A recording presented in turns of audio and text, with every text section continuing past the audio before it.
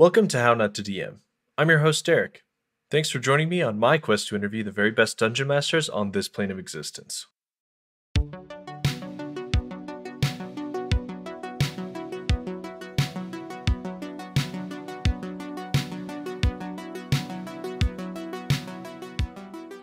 Before we get started, I need to shout out my newest patron, Brenda. You helped make this show possible. Thanks so much for your support. If you'd like to support the show, want a shout out on my next episode, or want an inside scoop on my upcoming guests, consider joining. You can find the link in my episode notes, my Linktree, or by heading to patreon.com/HN2DM. One more quick announcement I'm really excited about. I have a few friends in the TTRPG podcasting world, like Bombarded, who donate a percentage of their ad and patron money to good local causes. So I've decided to follow suit. As of January 2022, 10% of the money I bring in from ads and supporters like you will be donated to Encircle, a nonprofit organization with the mission to bring the family and community together to enable LGBTQ+ youth to thrive. And now, onto this episode's guest announcement. Keith Ammann is the author of the popular D&D 5e blog, The Monsters Know What They're Doing, which breaks down the stat blocks of all the creatures in the monster manual and how you might best use them in combat encounters. The blog's popularity led to Keith writing a series of books on the subject, including Live to Tell the Tale for player tactics, and most recently, How to Defend Your Lair, talking about dungeon, stronghold, and other structures, and their purposes and layouts to make your players think strategically. Enjoy!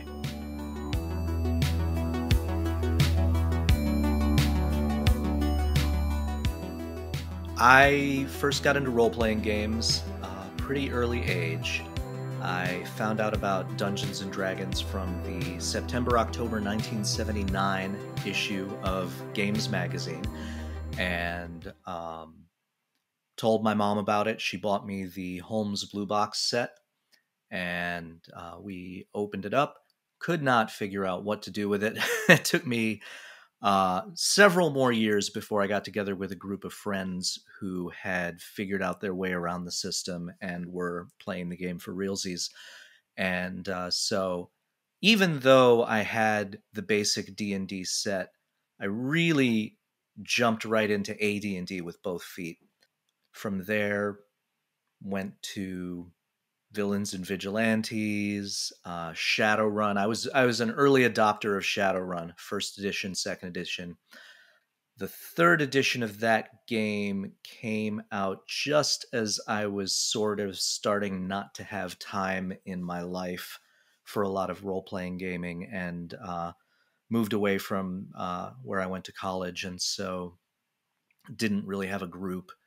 And yeah, so I was out of it for a long time, went more into board gaming for quite a few years, then came back to role-playing gaming with 3rd edition GURPS, and came to 5th edition D&D right around the time it came out, when my wife asked me to DM a group for her and some of her coworkers. So that's where I re-entered the D&D time stream.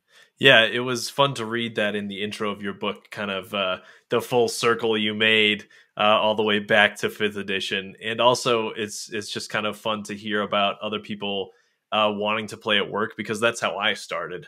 My coworkers were sitting around, and a few of them were talking about this game they were playing, and I said, well, this sounds really fun. What is this? And they invited me along, and that's really how I got introduced to. So it's fun to hear other people doing that too. It's funny, I was actually going to just run a fantasy campaign for these people using GURPS, and my wife sat me down and said, no, they want to play Dungeons and Dragons. We're going to play Dungeons and Dragons. I said, okay. So I went out and got the rules, and the funny thing is, now you look back at GURPS 3rd edition, 4th edition, and they seem so dated. That kind of crunch has really gone out of style hard. Yeah, there's a few people out there who really love the crunchy games. I've played a few different games. I don't feel like I've played any that are super crunchy yet. I wonder if I'd like them, being that I work with numbers and stuff all day, and I kind of like that stuff. But I also, it's kind of nice to escape that and do a lot of more of like the role play and that kind of thing too. So I can see, there's room for both types of games, certainly. But yeah, I think you're right. There's definitely a shift towards more flexible and more role play focused games. Yeah. Do you recall the very first game you ran? Was it with that group in school that, those friends that you made, or was it later on? And do you remember kind of how it went? Oh yeah, it was with my school friends. So around the end of high school, I fell in with a D&D group of four people, myself and three friends. My good friend Julian, who I'm still very close to today, was the first dungeon master of that group, and then we rotated through us. Hmm. So my friend Matt DM'd second, Byrne DM'd third, I batted cleanup. We rotated the DMing, and we had a group of four PCs, but whenever one of us was DMing, we ran our own PC as an NPC. And so we did two rotations of that before. Well, I guess it was more like 1.5 rotations of that. I think we played 6 adventures total with that group, and before we all went our separate ways. Yeah, so each of you would kind of pick up after the end of a kind of story arc and then start something else. Yeah. Right. Well, we played the same characters. It Hmm. was the same party, and we just rotated through DMing for that party. Yeah. Although at the end of my adventure, I actually had my PC do a heel turn and wrote him out of the story and changed PCs. I also game mastered Shadowrun when we were playing that in college. In fact, I think I probably did the most game mastering of that Shadowrun group. There were 2 of us who did it, and I think I did the lion's share. Hmm. So the question that, is kind of the focal point of the show, the thing that I really love asking people is the worst mistakes you feel like you've made running games. And this can be specific instances or big kind of overarching problems or, issues that you encountered. The reason I loved asking is because I love talking to people who, a lot of us in the community might look up to as, I don't know if I want to say experts, but people whose advice we rely on when we're kind of thinking about things for our own games. And I love just figuring out and finding out all the things that you've done wrong too, that helps humanize you. And but yeah, so are there any that kind of stick out in your mind, specific or broad, that you want to share with us? I have a lot of years under my belt with this, and so a lot of the simple mechanical stuff I can pretty much do on autopilot. But I would say the big mistake that I have made in the past, and the not terribly distant Yeah. past, is over scripting adventures, so that the players have only one viable path through the story. I've come to recognize that I write the adventures in a looser way now, and allow more different ways to get to the same important beats, and not trying to put so many beats in each adventure, but just keeping them shorter, more flexible, and allowing for the possibility that they might go in crazy unpredictable directions. As players are wont to do. Yeah. Do you feel like that could be partially a side product of your love of designing encounters and making them really meaningful and interesting? Or do you think they're kind of separate things? No, I think it has more to do with wanting to tell a story. Mm. And what I do is related to that because, I have my friend Julian, who is wildly creative, very original, comes up with unbelievable stuff. And I don't have that same kind of fertile imagination that he has. So if I want to impress him, I have to compete in a different Yeah. category. And what I go for is trying to make the world feel as real and convincing as possible. That is what connects more directly with what I do in terms of monster analysis. Uh-huh. But that in itself comes out of a role-playing place, that comes out of wanting to inhabit the creatures, inhabit the world, and use them to tell a story. And so that makes sense. So I think that impulse is where the over-scripting tendency definitely came from. All right. Now, on the flip side of that question, what are some of your favorite memories of things that have gone well, improvisation, combat, role playing, etc., that are memories that you all still fondly recall and recant? So when I was for my wife and her coworkers, that group, which is still my main group, we did Lost Mine of Phandelver, segued from that directly into the Tyranny of Dragons arc, Horde of the Dragon Queen, and Rise of Tiamat. And in addition to the main story, which is both very linear and geographically all over the place, there's a lot of travel. Every episode of that adventure takes place someplace else, which makes it very conducive for inserting PC specific side quests. And so our campaign ran 6 years because I kept inserting side quests for everybody. Everyone got their own side quest. For my wife, whose character was a dwarf ranger who had been the chief of her own village until she abdicated, heard news of various simultaneous disasters taking place there and went back to see what she could do to help. And the village had been partially buried by a mudslide, which also took down part of the palisade fence, and as a result, they were vulnerable to these raids by goblinoids. There were various things going on. Her younger sister was now the chief and had been thrust into that role without expecting it, and was unprepared for the job, and was still trying to get her legs as a leader, and so there's a lot going on here. Also, it was a very traditionalist, very caste-bound society. So a couple of the beats in this adventure were raids by the goblinoids, and they came being led by some hobgoblins and organized by some hobgoblins, and they had built mangonels that they were using to launch flaming projectiles to set buildings in the village on fire.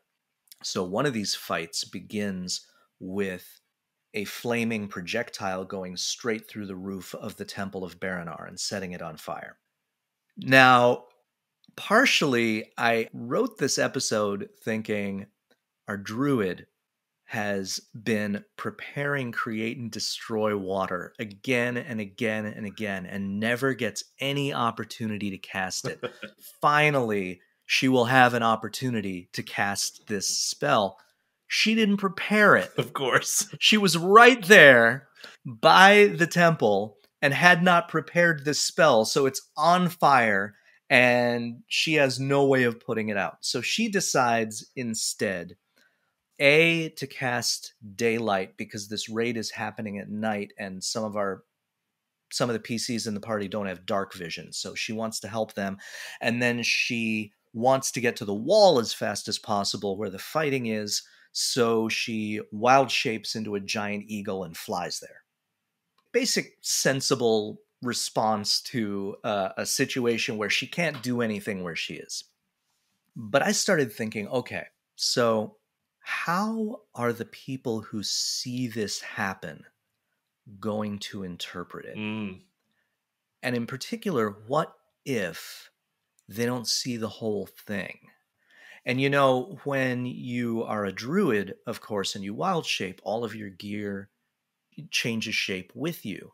She had cast daylight on her shield, but as soon as she became the eagle, the shield became part of her. So after the goblin raid, which they successfully repel, the next day there's this very somber scene in which the dwarves are burying their dead. And what the PCs realize as they're listening to the funeral service is that instead of calling Baranar the All-Mother and all of the traditional epithets that are associated with her, people are starting to refer to her as Firebird. And as it turns out, several of the villagers had witnessed, once the Temple of Baranar caught fire, their goddess rising from the flames in the form of a radiant eagle and flying to the wall to help her people survive the onslaught and save the day. And so, because of what the druid did, these dwarven villagers now think that they saw an avatar of Baranar come to them in their time of need. And my wife turned to the druids player and said, "You broke my people's religion." I was gonna say, it sounds like she broke the first rule of the Prime Directive, right? Like like a Star Trek thing. But yeah, very funny. Yeah, One of the things that has always stood out to me as a great way to put more realism in the game is to really think about what everyone knows. Those discrepancies are really interesting to me. What do the players know? What do the NPCs and the monsters know? What do they not know that the other group does?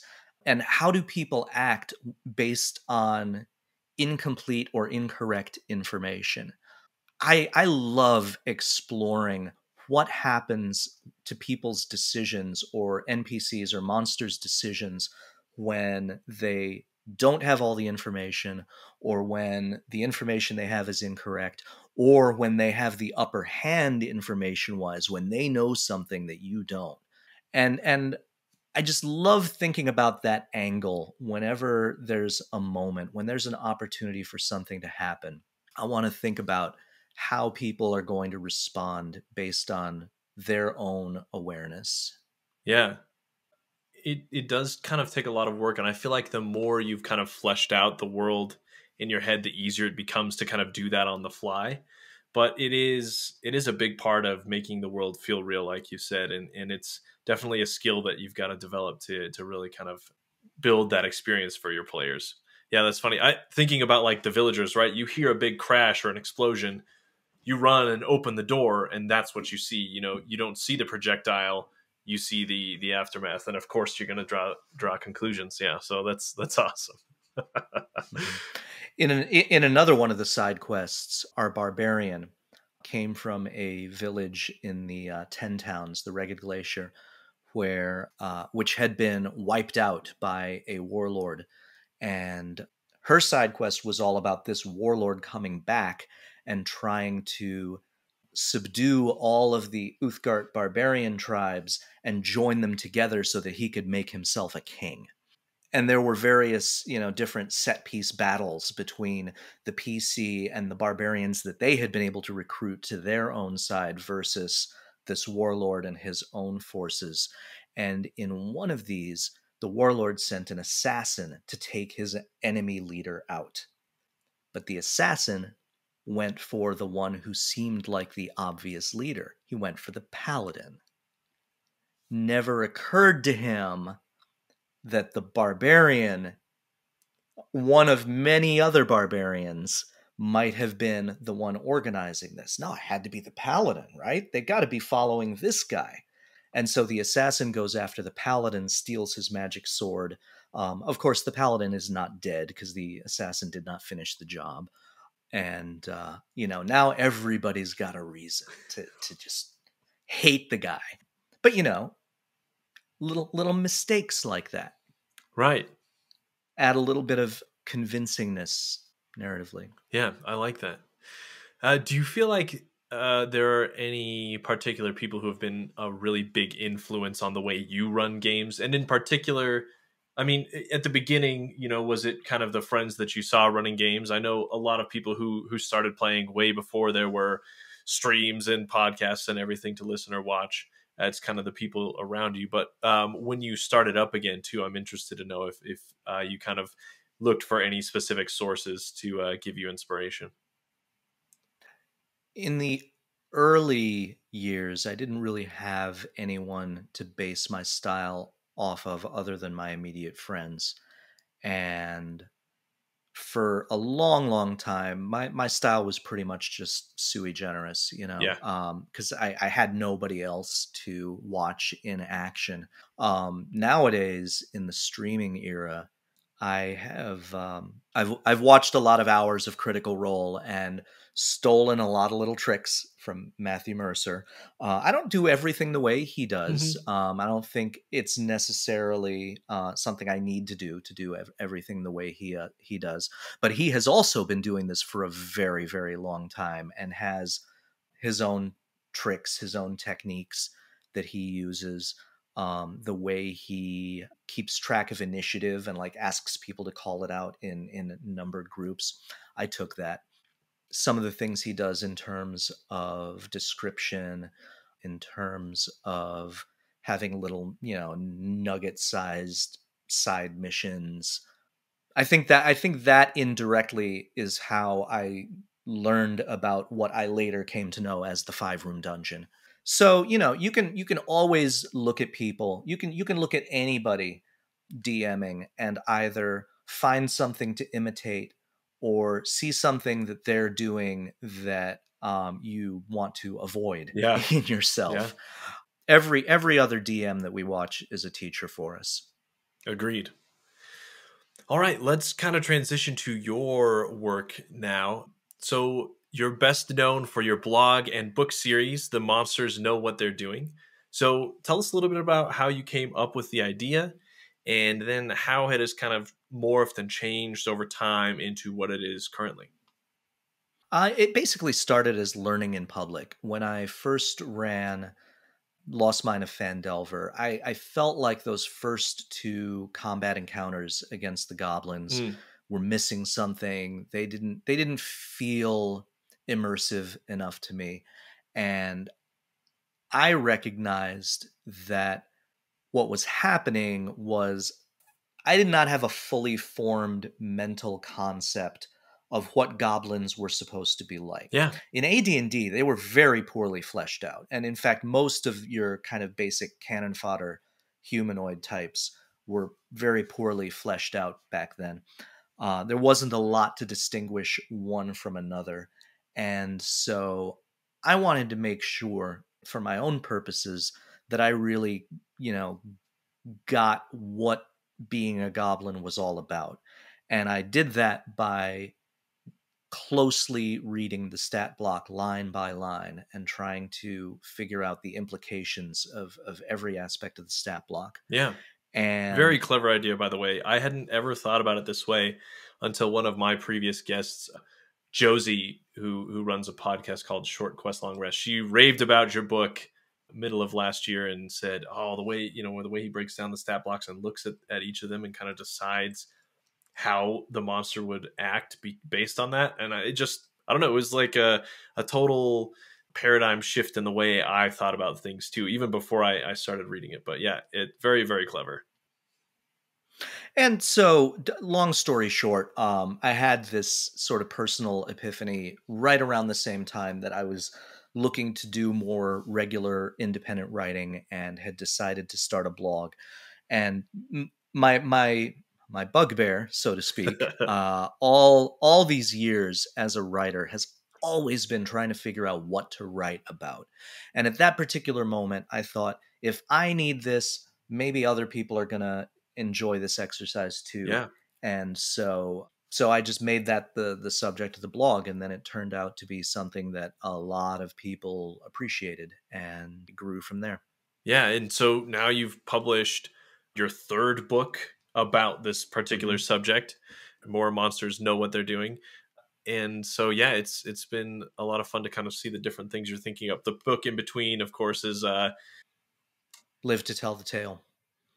and they're all around the table, and the cover is all of them around the table, recounting their tales, which I thought was a really clever cover. Yeah, God, I love that yeah, cover. it's a I, good I one. love that cover. I took the concept to the artist, and the artist just knocked it out of the Yeah. park. That illustration is my mouse pad now in my Oh, that's office. cool. That's really cool. Yeah, so tell us about each of your books, just like a little snippet about what people can expect from them, and including your latest.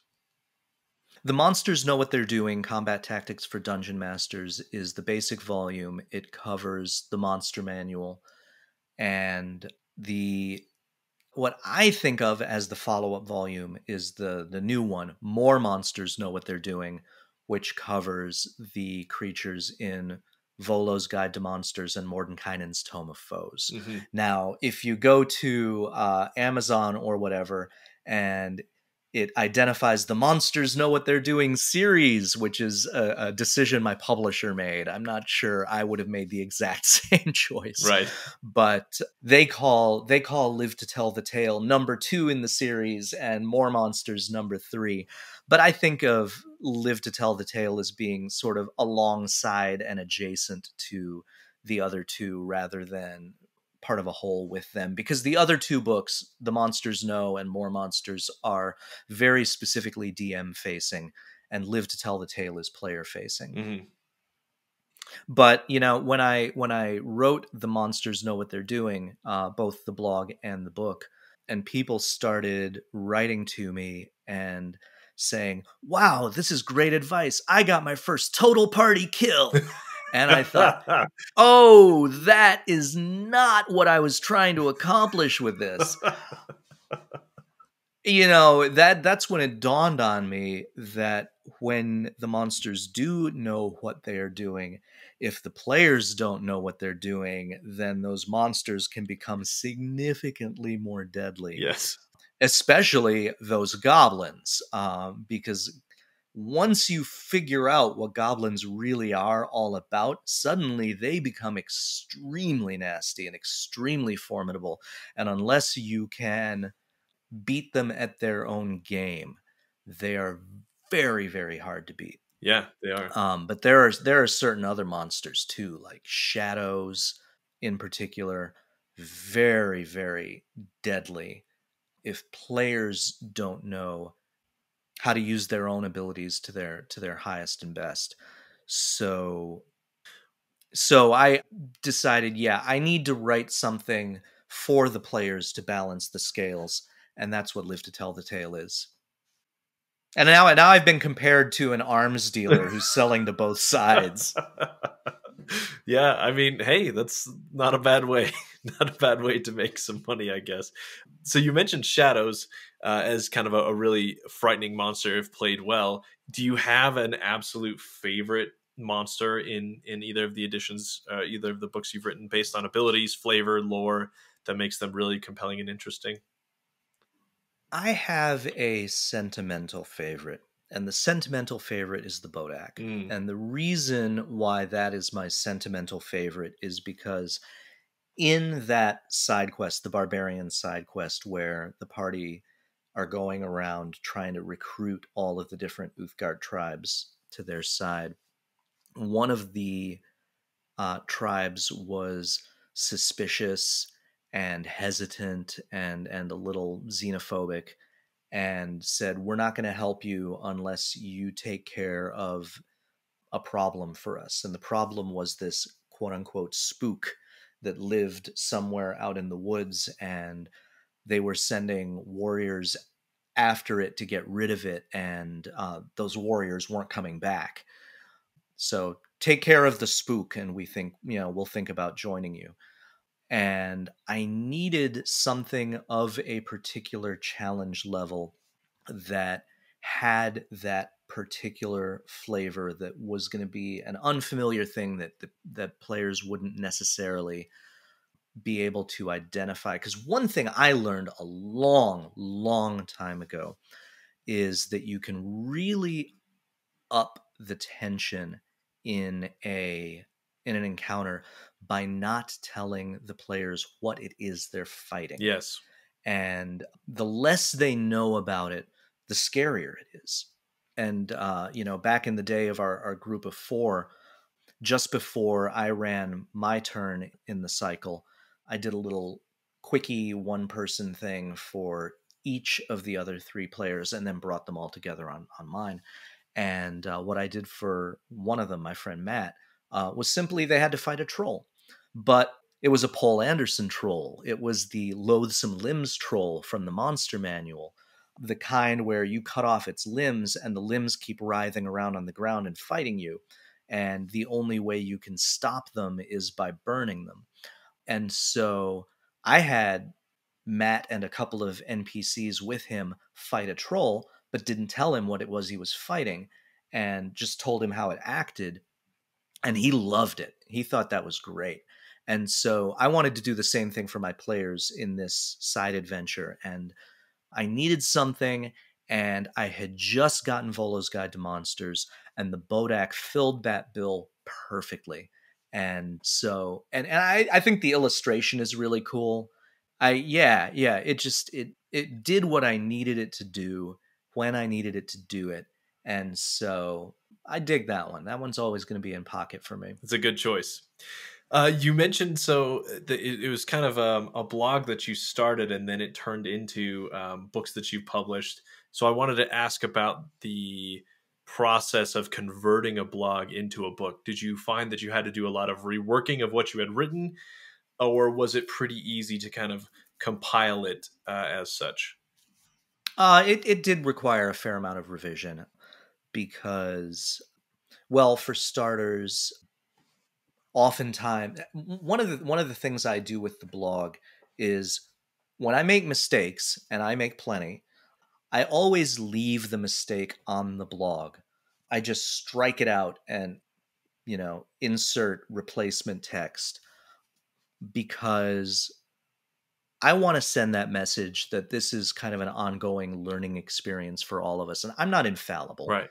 And if somebody helps me out, points out a mistake I made, I'm going to say, okay, yeah, I made a mistake. Here's the correction.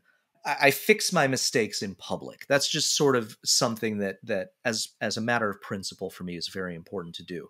Now, of course, once you get to the book, all of those things are now incorporated into the text. And I'm lucky to have an editor who also plays D&D 5th edition and will call me on what seems to him like a mistake, or will ask me to clarify something or show my work, and make sure that the recommendations that I'm giving really are fully sound and valid. So that has been a big help. And also for each book, I'm contractually obligated to add a certain number of words of original material. So there's always going to be things in the books that are not on the blog. And the process for that is the same. I'm just writing the material from scratch. But being able to write the books over a long period of time and then compile them and then just, add however much additional material I need to have is very helpful. I did not have the benefit of that with the most recent book that I have been working on, which I'll talk about a little bit toward the end. And boy, that book kicked my butt. It took so long to write. Way longer than I meant it to. And unfortunately, the blog has kind of gone dead in the meantime. As soon as I get my... By the time people are listening to this, hopefully I have gotten my new banner art and done my site redesign, and I'm publishing regularly again. Cool. Yeah, well, we have that to look forward to then. So next up is a question from one of my patrons, which is, how do you suggest keeping track of really complex abilities in combat? This is from one of my patrons who's actually one of my friends who just ran a game for us recently where we fought this nasty Draco Lich with, tons of different options and legendary actions and that kind of thing. And so, yeah, he just wants to know, lots of abilities, legendary actions, tracking minions and, other creatures that are around it. What are some tips that you have for streamlining those types of combats and then combat in general? So the number one tip I'm going to give is make as many choices as you can in advance of your game session. And in fact, that is the mentality, the motivation behind the entire blog.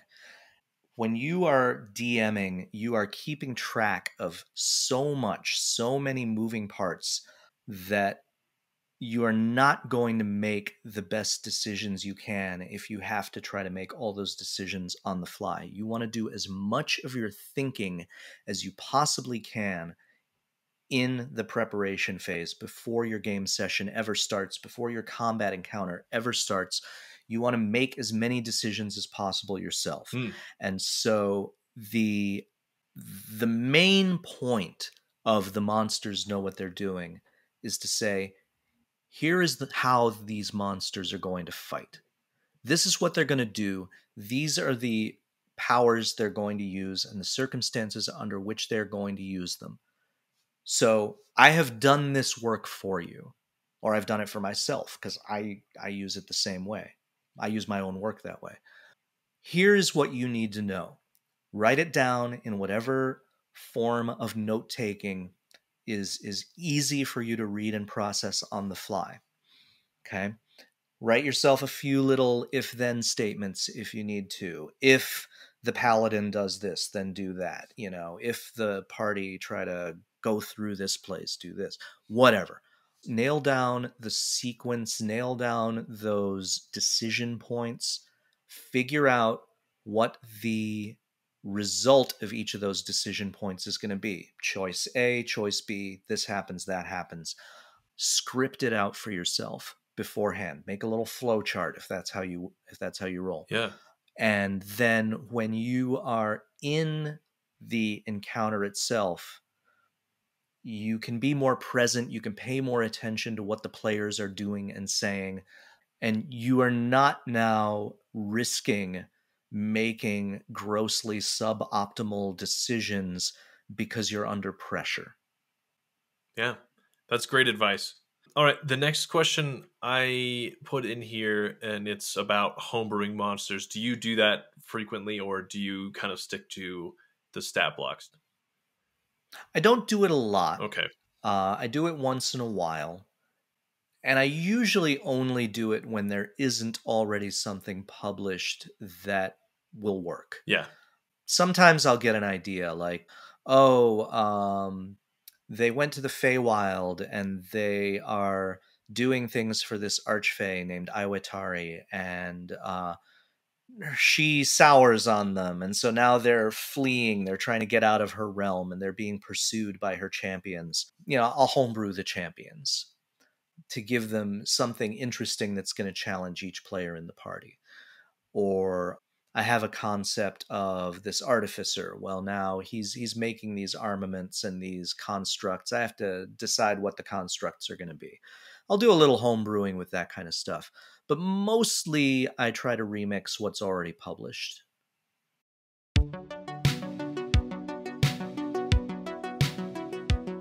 This episode of How Not to DM is brought to you by Gemmed Firefly. Need a fresh look for the new year? Head on over to gemmedfirefly.com for the newest tees, mugs, and home goods styled with D&D gamer humor and aesthetics. As always, Gemmed Firefly makes every shirt to order, bringing you all of the softest and most comfortable shirts that thousands have come to love. And now, listeners of the show get a discount when you use the code DRAGON at checkout. Find your new favorite shirt at gemmedfirefly.com now. And Homebrew Havoc. This year, the most creative minds from the world of tabletop role-playing have joined together to create an actual play fantasy adventure that is not to be missed. Explore a truly collaborative world come to life, only able to exist thanks to the imagination of a global community. You may have seen and heard actual play fantasy shows before, but never like this. Join us for Homebrew Havoc. Find its creator, Paul, on Twitter, @ampersand_D20. And you should go check out Paul's work editing videos as well. He's one of my patrons, and he's got a ton of really cool stuff he works on. As always, links to all of this great content from all of these creators is available in my episode notes. And now, let's return to the show, starting up with a brand new minigame for Season 2.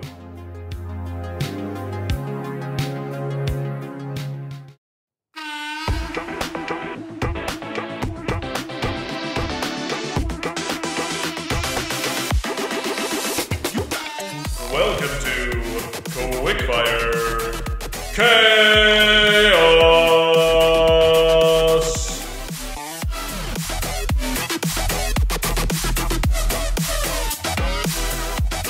Welcome to Quickfire Chaos. This week, Keith and I are going to use some random generators online to pick a level, a difficulty, and a setting which we'll use to create a totally original encounter. To start off, do we want to limit ourselves to a specific range of levels of players, or do we want to roll randomly for that as well? Oh, I don't know. Let's see where it takes us. Okay. Then we'll start off with that, which is just roll a d20 and let's see what level of party we've got here. We'll assume 4 players, just kind of standard party size. I rolled 4. Okay, a level 4 party. Okay, now a d4 for whether it's going to be easy, medium, hard, or deadly. All right, this one's going to be easy. This is a 1. Okay, an easy encounter. All right, next. 1, 2, 3, 4, 8. Okay, a d8 for where we're setting this encounter. All right, I rolled a 2. Okay, that's going to be forest. All right. And then it's how many monsters we want to add. So I'm thinking it's kind of like got a minimum and a maximum selection. So let's stick to like a d8 and just see where that lands us for max monsters. All right, I got 3. Okay. So you can add up to 3 monsters, and you're designing something relatively easy for 4 level 4 characters in a forest.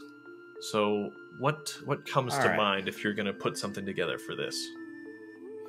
Well, I think that if it's going to be that easy, I'm going to play it for comedy. Mm-hmm. So I'm looking for something a little bit silly.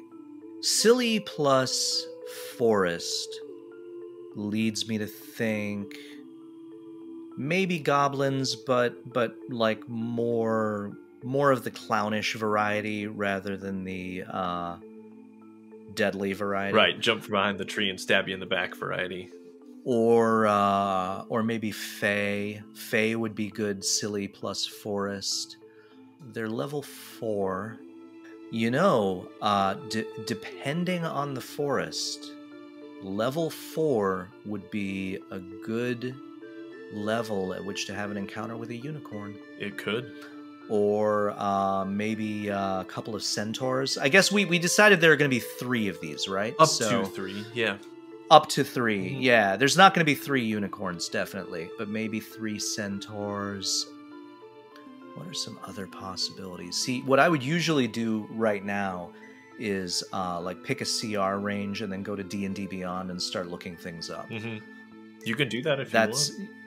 Yeah, all right. If it's part of your process, then let's take a look here. Yeah. All right, so we want forest creatures. And there's going to be 3 of these, so I think they're going to be tiny, small, or medium. I don't think they're going to be huge or anything. Well, we'll throw large in there just to see what we get. Orcs.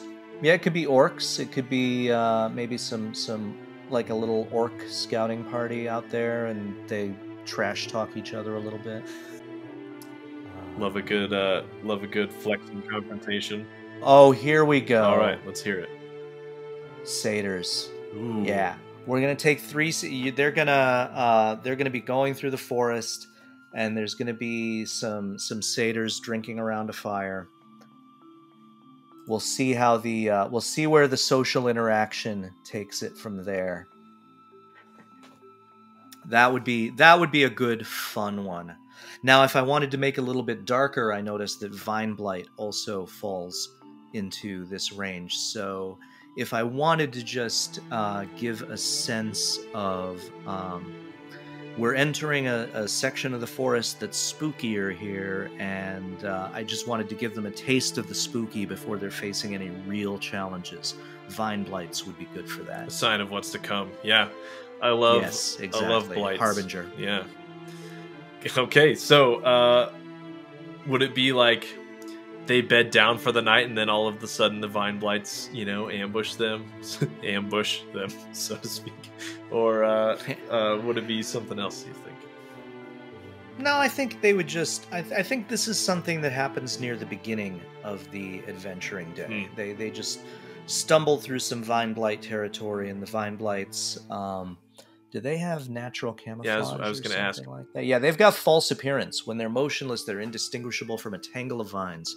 So I think they're just hiding out amid the foliage, and They're hacking the through, PCs, having to bushwhack through, and then all of a sudden, the PCs are marching through, and suddenly the entangling plants are growing up around them, and they're getting tangled up, and then the Vine Blights move in to strike. excellent. I love it. All right. The last couple questions here. First one is your parting words of wisdom and encouragement to new and aspiring DMs and GMs, and I will add on to the end of that, perhaps also authors or writers who are kind of in the TTRPG space. Your advice to them. My advice to DMs: remember, you do not need to know everything. It is not. I'm speaking from my experience as a copy editor, which I did for many, many years. You don't need to know everything. What you need is that little alarm that goes off in your head and tells you when you need to look something up. Mm. And then you need to know where to look it up and what to look it up in and where to find it. So I would say to new DMs, do not expect yourself to know every single rule. Don't sweat that. But prepare yourself. Know what rules exist and how they are arranged in the books, in the core books, and know where to find them when you need them. Stick some Post-it notes in if that helps you. I have been engaging with this now long enough that I associate all the chapters of the core books with their topics. So I know, for example, in the Player's Handbook, classes are chapter 3.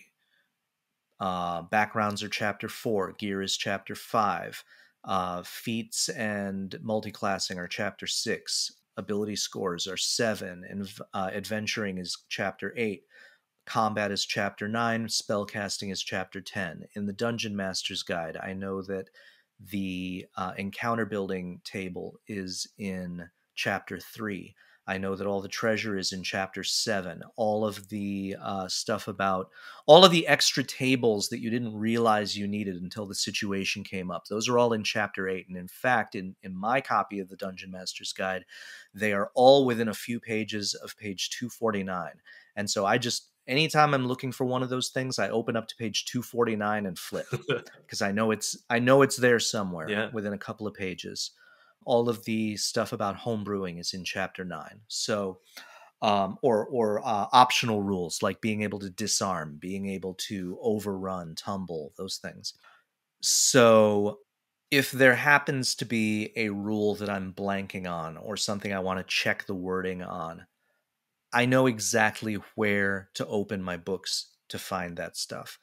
And nowadays, when so much of my gaming is online by virtue of necessity, one of the things I really like about D&D Beyond is how systematic its URLs are, because it means I can go to the URL bar in my browser and just start typing the name of a monster, and my browser remembers the last time I looked it up, and it takes me straight to that particular monster page. Or I can do the same thing with a spell. I can type DMG or XGTE or TCOE, and it's going to take me to my digital copy of the Dungeon Master's Guide or Xanathar's or Tasha's. So I can go straight to the table of contents with that. Or I can start typing a keyword. Like if I start typing ADV, it's going to take me to Adventuring Gear, which is chapter 5 of the Player's Handbook, so I can look up a price. Knowing those shortcuts so that you can look things up very quickly, super helpful. And it saves you from having to fret about knowing those things off the top of your head. You don't need to know them off the top of your head. If you're going to memorize anything, if there's anything that you're going to know cold, make it the conditions in Appendix A of the Player's Handbook. Because those are a big deal. And those are going to come into play a lot. Know the difference between grappled and restrained. That's a biggie. I've never heard anyone give this specific advice, so I love it because everyone, I feel like, says don't look it up, just make a ruling and move on. But you're saying, and I'm not saying, No, look it up, but know yeah, where to yeah, look it up so then that it's you're not fast. wasting people's Yeah, time. I love that. And I'm the same way. I can just Google it very quickly and pull it up very quickly. The same way, what your browser has, your history and that kind of thing. So I do similar, and it's because I know what I'm looking for, that I can get to it quickly and not hold everybody up too much. So, but yeah, I like that. I like that instead of you just saying, use improv or your own ruling as a crutch until you look it up later, actually, figure out where it is, but just be quick about it. I like that. I would not make up a ruling on the fly unless I were convinced that a rule didn't already exist somewhere that I could find it. Yeah, I like that. As far as authors or writers, do you have any specific advice for people out there who are working on those projects? If you are trying to get a blog off the ground, write about, let's say, 20 posts before you put anything live.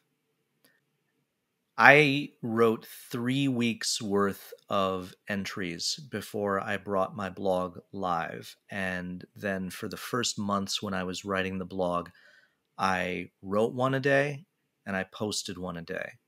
So that for a long time, I always had 20 posts lined up waiting to go live so that people wouldn't just think, oh, where did he go? New blogger, must have quit, I did get derailed a few months into writing the blog by circumstances that upended the world. But for a long time, I was able to publish a new post every single weekday. And that absolutely gave me the foundation to have a blog that people could come back to and use as a reference, because there was enough content on it and it was being posted with enough regularity. And honestly, in fact, the momentum that gave me has sustained me through the periods when I have not been able to post at all or with any regularity when I was posting. Without that solid base of articles to keep me going until the books came out, I think it would have been a failure, probably. Yeah, it's funny. This show started initially as a blog, and a few posts in, one of my friends said, "Can we just record the interview instead?" And here we are. Yeah, that is good advice. I certainly did not take it. I just started posting stuff and hoping that people would read it. But I think that's probably the wiser approach, because then there's a bunch of stuff for people to read when they first show up, and it's not going to have the appearance of, oh, where did they go, kind of thing. I like that. All right, you alluded to it earlier. New projects that you're working on. Anything that you want to tell us about? Anything exciting coming up in your projects that you want to plug here? I'm just about finished with final revisions on my 4th book, which is going to be called How to Defend Your Lair. That book is going to take real-world principles of building security and area defense and apply them to lair construction. So I'm advocating a new approach to dungeon design, in which instead of drawing a map and then populating it with monsters and sprinkling in treasure here and there, I am recommending starting with the owner of the lair and the assets that they are trying to defend, whether that is treasure or something else, and then designing the entire lair around the defense of those assets. All right. Sounds really interesting. I know that my dungeon design is as you have described, draw some rooms and put some stuff in it. So I'm looking forward to improving that aspect of my game as well. All right. Well, thanks so much, Keith, for being on. Where can people find your work and connect with you on social media? I am on Twitter at Keith Ammann. My home website is spyandowl.com, and my books are published by Saga Press, an imprint of Simon & Schuster. You can get them at your local independent bookstore, bookshop.org, Barnes & Noble, Amazon. If you live in Canada, Indigo. They are available in ebook formats, audiobook formats. And if you would like to order them through your friendly local game store and their distributor does not carry them, you can tell the store that they can order it wholesale through Simon & Schuster distribution. Excellent. And yes, I have the first copy, or your first book, and I really love it, and I can't recommend it enough to everybody out there. And like I said, I've had past guests say that your books have been a real influence on them running games. So it's fun to talk to the person who everyone's been talking about so far. Thanks so much for joining us, Keith. Thanks for inviting me.